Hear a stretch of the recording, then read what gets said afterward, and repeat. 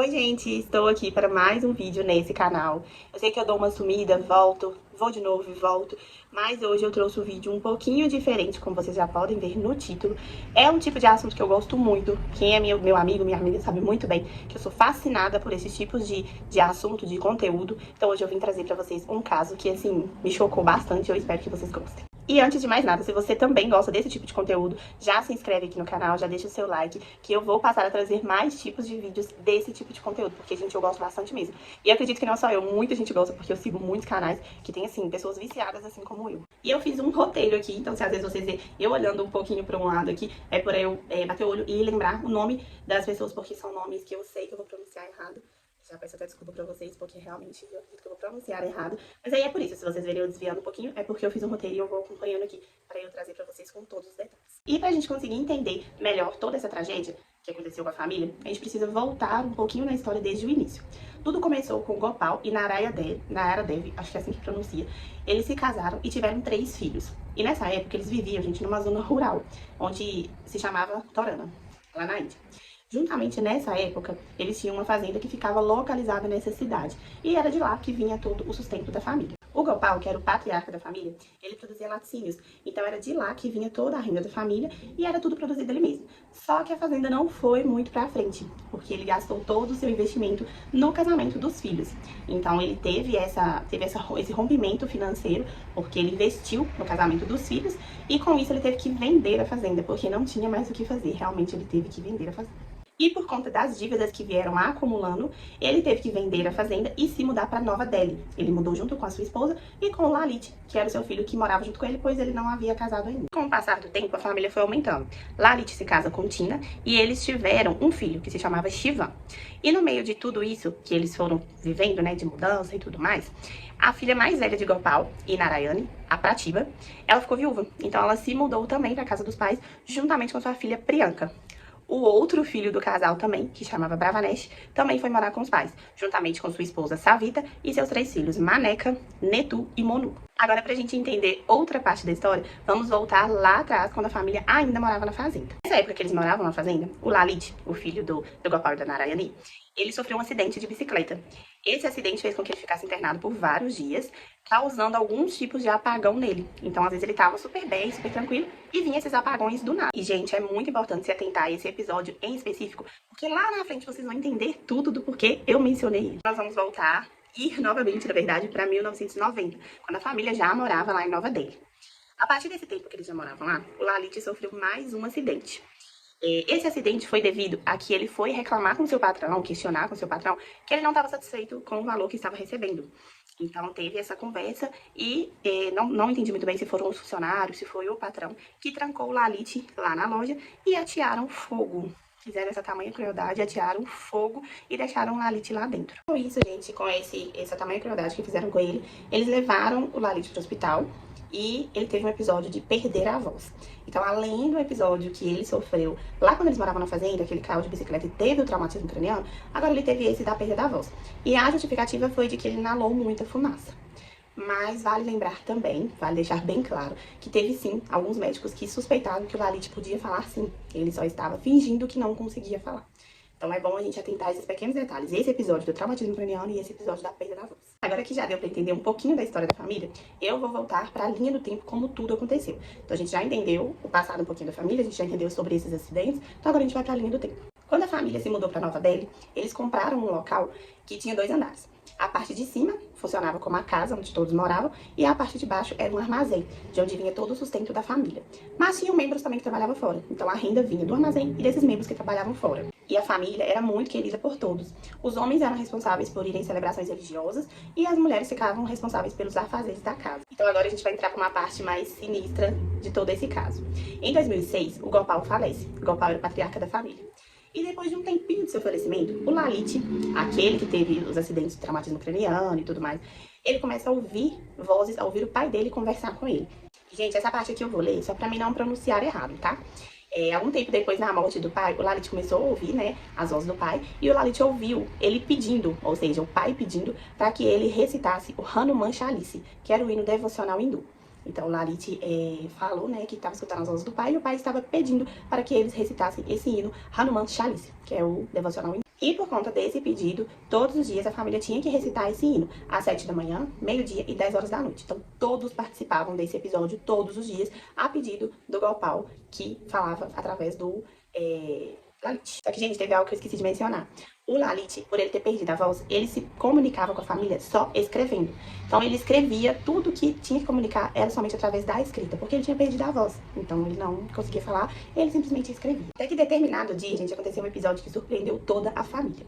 Eles estavam recitando o devocional hindu, quando, inexplicavelmente, todo mundo para e uma voz somente continua cantando o devocional, recitando o devocional. Quando eles olham, era o Lalit. O Lalit é o que tinha perdido a voz. Só que o próprio Lalit, ele não tinha percebido que ele estava falando. Então ele continuou sem ele perceber que ele estava falando. E a família assim, como assim o Lalit não fala? Aquela coisa. Isso foi visto por toda a família como um milagre. E com isso reforçou ainda mais a teoria de que Lalit escutava a voz do Gopal, do seu pai, e repassava as coisas para a família. Então isso deu ainda mais ênfase que foi uma bênção, que ele foi abençoado pelo seu pai. E após a morte do Gopal, que era o patriarca da família, a família não tinha uma figura de autoridade, pois a mãe, ela já estava acamada, já estava idosa, e o irmão mais velho, ele só queria cuidar da família dele mesmo e não envolver com problemas familiares. Então, devido a esse episódio de que a família inteira presenciou esse milagre do Lalit voltar a falar, o Lalit se tornou um líder para a família, uma pessoa na qual eles respeitavam muito, era uma figura de autoridade. E para vocês entenderem mais a fundo, o Lalit afirmava que tinha momentos que o seu pai meio que encarnava nele e que ali era a presença do pai, que o pai estava no corpo dele e que não era ele que estava ali. E, gente, isso perdurou por muitos e muitos anos. Isso durou 11 anos. Ao longo desses anos, a família foi escrevendo diários. Ou seja, cada ano um diário era escrito. E nesse diário continha tudo que a família precisava para ter uma vida próspera e extraordinária. Então, esse diário, gente, era basicamente tudo, era como se fosse um guia para eles.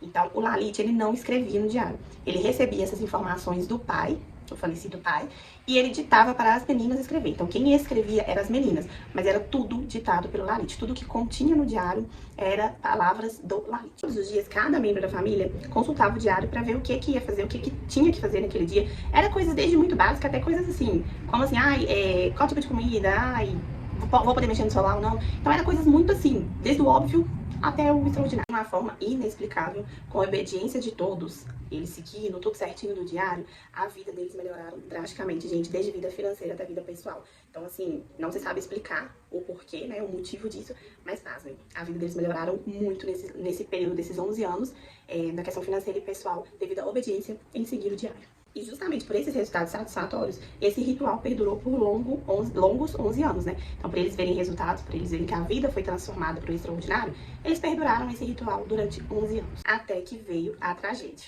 O armazém da família abria todos os dias muito cedo, e na manhã do dia 1º de julho de 2018, o vizinho Gurcharan Singh notou que o armazém ainda estava fechado, e que não era normal da família, né? Porque eles sempre abriam muito cedo. Então, ele resolveu bater na porta. Ele viu que ninguém atendeu, então ele viu que estava aberta e adentrou. E, gente, quando ele subiu as escadas e ele entrou lá na casa, ele deparou com uma cena horrível. Gente, essa parte eu vou ler para vocês entenderem muito bem e até para a pronúncia dos nomes. Vamos lá. Quando ele chegou no segundo andar, ele deparou com uma cena terrível. Haviam 10 corpos enforcados e pendurados em uma grade de metal que ficava no teto.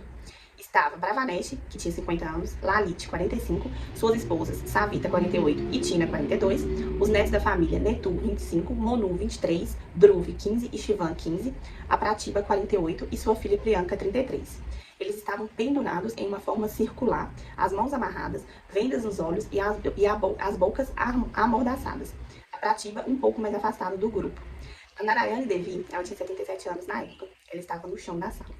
O vizinho saiu correndo e começou a avisar toda a vizinhança que havia tido um assassinato em massa dentro da casa da família. Por volta de 7h20 da manhã, o policial Rajiv Tomar chegou na cena do crime. E quando ele viu, ele se chocou, assim como o vizinho, e resolveu ligar para os seus superiores. Em minha carreira de 17 anos até agora, eu nunca vi uma cena de crime como esta. E espero nunca ver novamente. Essas foram as salas do policial que foi até a cena do crime. A notícia, gente, se espalhou muito rápido. E em questão, assim, de minutos, já tinha uma multidão em frente à casa.